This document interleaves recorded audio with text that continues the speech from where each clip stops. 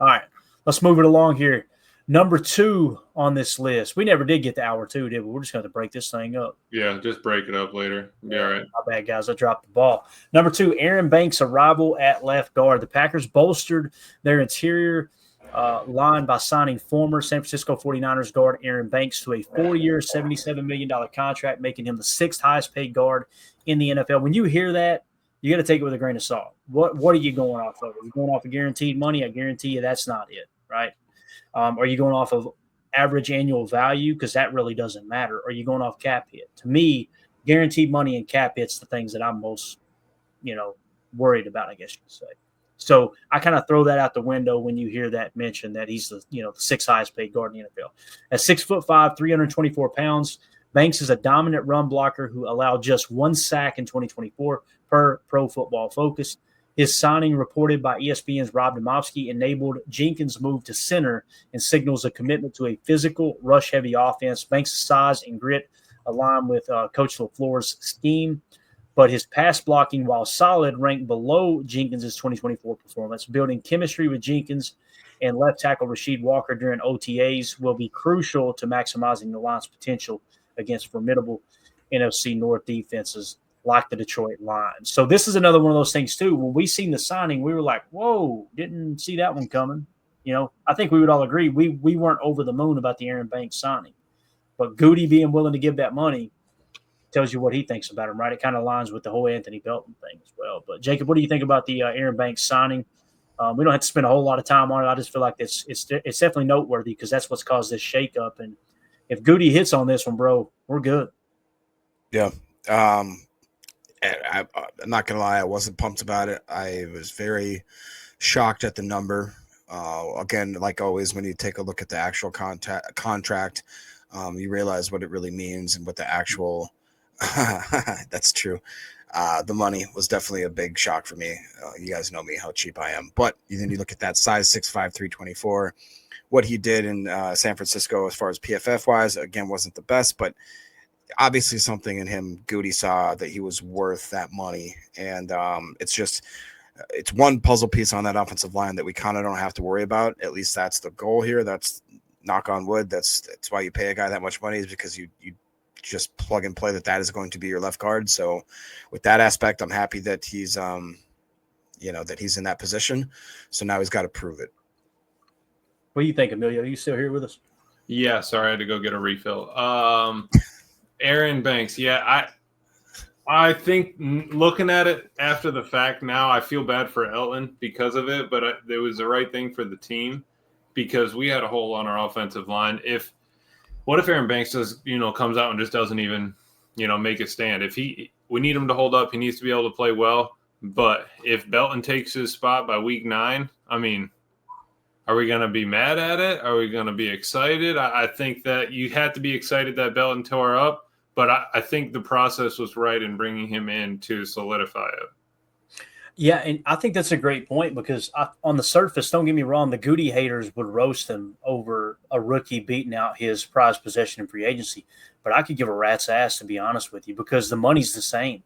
The great deal with the rookie contract that Anthony Belton would have if he would be competing at left guard, and I don't think he is. I think this is Aaron Banks' job unless he gets hurt. That's me personally. Right. But if he did take it, it ain't no skin off my back. You know what I mean? Like, we're good to go because the money is still the same. You're getting a much cheaper guy as a rookie.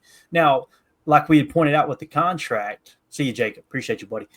Like we pointed out with the contract, you can get out of that contract after 2 years really, really easy. So it's not like as big as most people are claiming it is in terms of the financial, ramifications of it. It looks like big money on the surface, but when you look at the guaranteed money and the way it's structured, you can basically get out of it in 2 years. So it's not as bad as most people would think. So moving on to the third topic here, and that's our boy. Look at this big fella right here, man. He looked taller than the average human squatted down, dude. Unbelievable. Seriously. Right guard battle.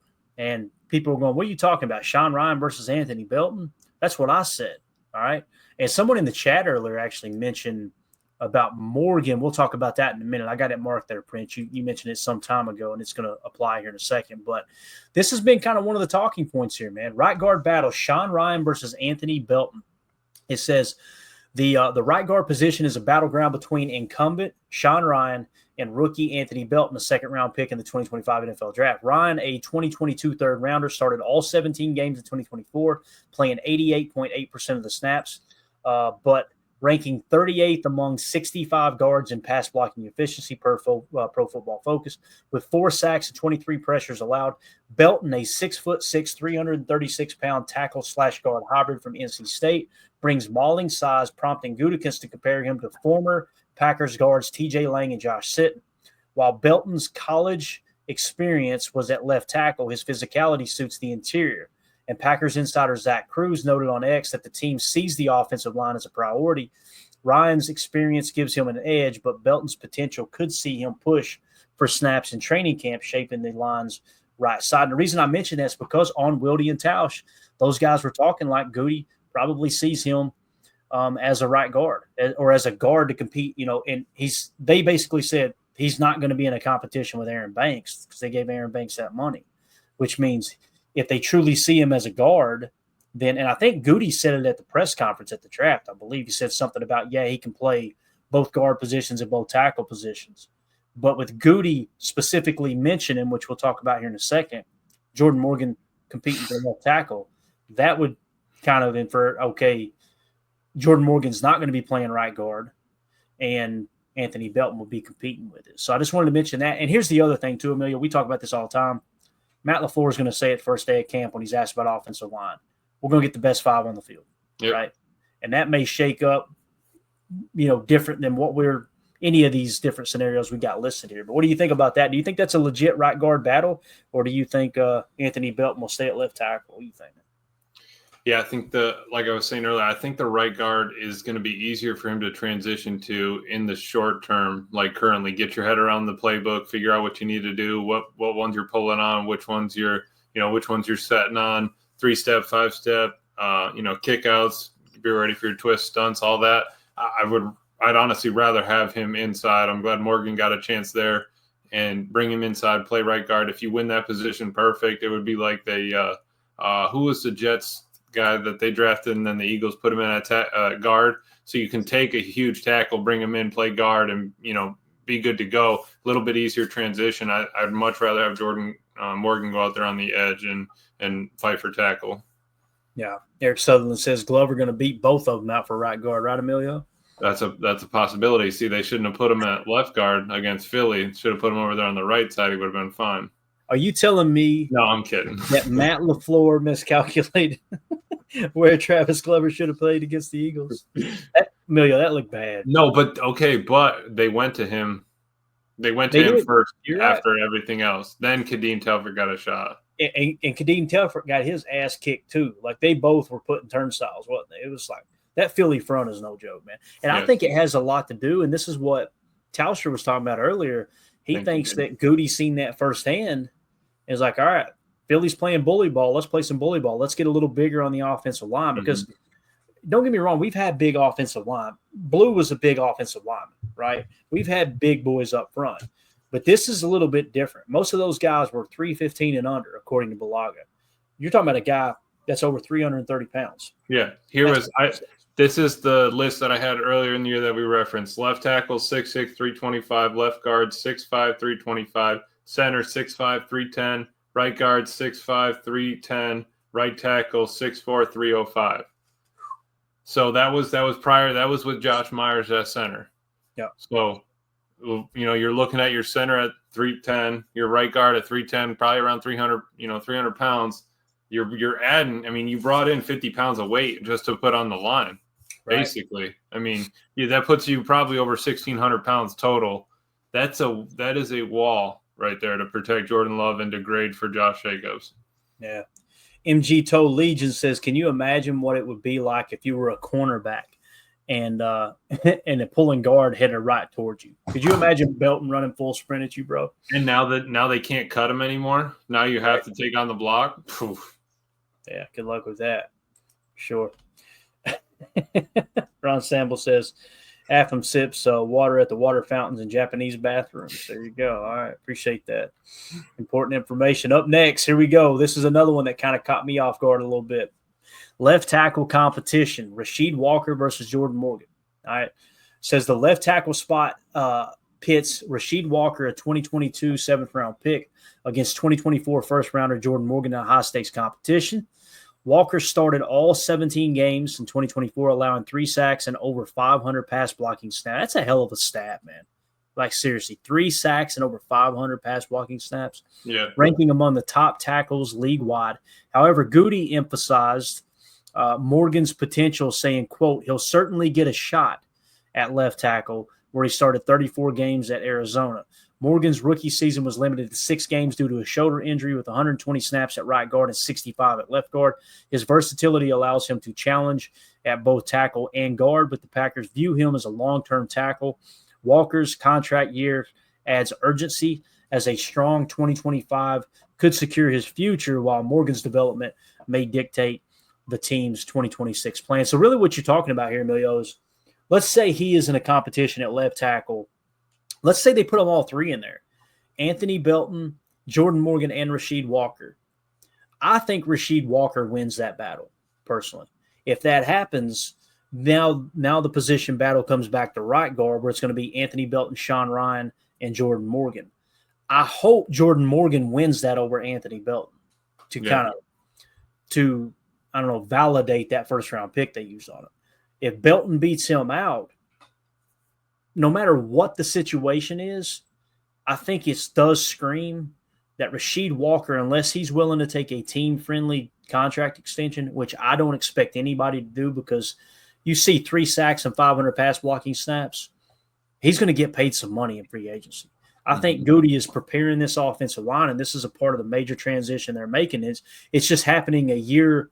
It's going to happen next year, and we're seeing it already kind of come to fruition, right? Absolutely. So if he tries to break the bank, then one of 2 things could happen. They could hit him with the franchise tag, him being Rasheed Walker, and then trade him to get draft capital, or they could just let him walk in free agency and get that comp pick 1 year later. You know what I mean? So what do you think about that, though, at left tackle? Do you think that's a legit – do you think there's a shot that Rasheed Walker and Jordan Morgan are going to be battling it out at left tackle? I think so. You're going to want to bring in competition to preseason. You're going to want to make sure that Rasheed Walker, if he is going to start, is ready to start and know that he's got a flame on his heels, right? You got Jordan Morgan ready to take your spot. He could be, he could be so close to being able to get to that starting role, Jordan Morgan that be. And if Rasheed Walker messes up, he has 2 games that are bad, gives up 3 sacks in 2 games, he might get pulled and it might be over from there.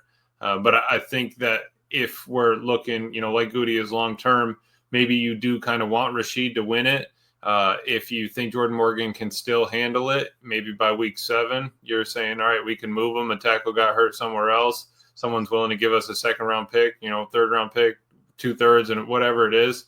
And you go, well, I drafted him with the 7th round, played him on a rookie contract, and now I've, gained 5 rounds from that choice. And you take your win at that point. I think that he, really it was kind of like a future draft after looking at it. It's him planning for the future on, D-line, offensive line, and giving you more options in the future, not getting, bound up. Yeah. Greg Rice says playing chess, not checkers. It is, man. It's just like you said, Amelia, you're preparing for the future. That's why you always go best player available. He caught hell for taking Jordan Morgan last year, right? It's probably going to end up paying off. Clay. It's going to pay off because you're going to look up and be like, okay, if Rasheed Walker walks in free agency, you're not stressing it. Right. And that's it. You don't want to have to stress if you can. And luckily they kind of fell this way where we were able to take 2, highly talented guys at the line position, and hopefully they both work out. Speaking of best player available, let me ask you this. If Christian Watson wasn't going to start on PUP, do we take Savion in the 3rd?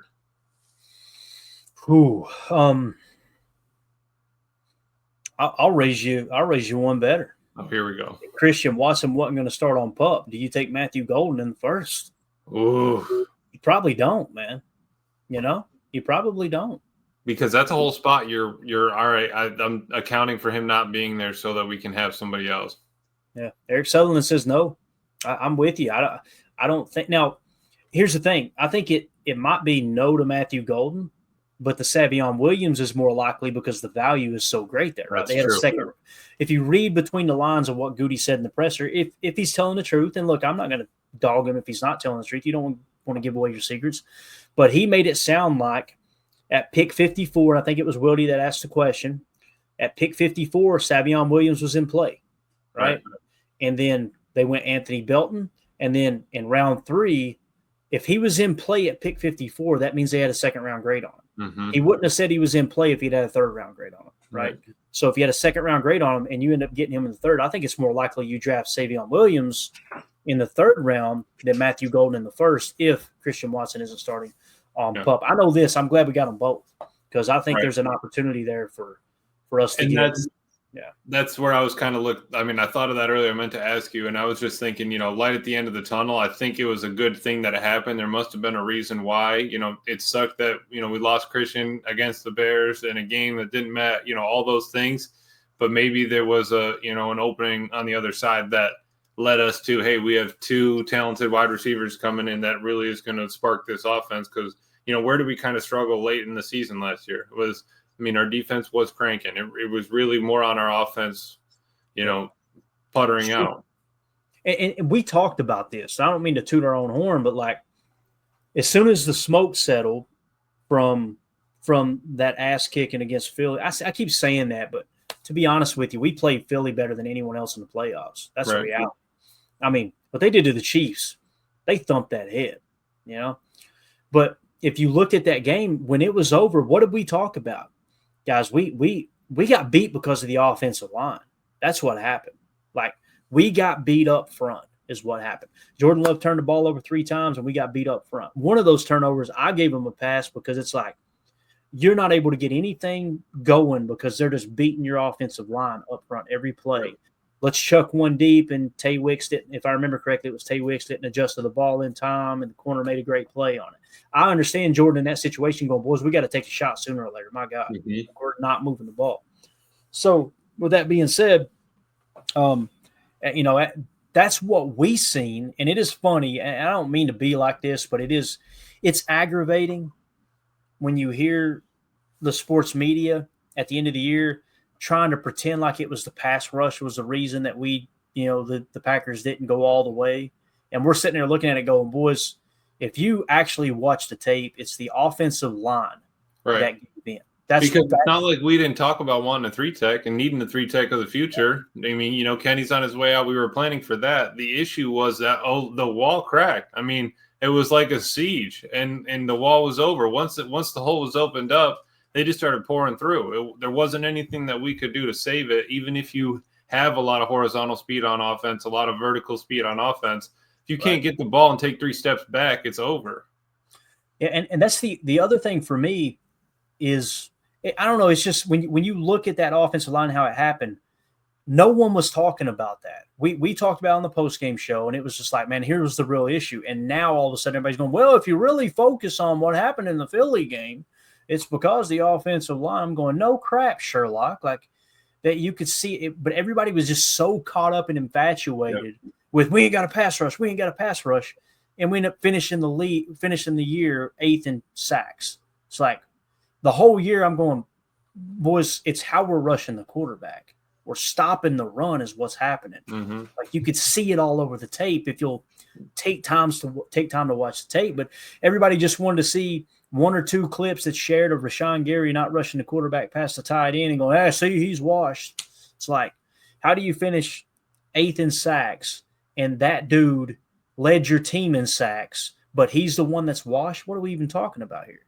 And he led all edge defenders and run stops. It just, I don't know. I don't mean to go on that. It just bothers me when people act like they know more than they do. I'll tell you, I don't know a hill. I don't know a hill of beans. I'm learning every day. But you're not going to see me get up here and go, hey, let me tell you guys what the problem is. Let me tell you what's going on, right? We're all trying to figure it out together. And then you talk down to fans as if they don't understand what's happening. It's frustrating, man. It really is. So.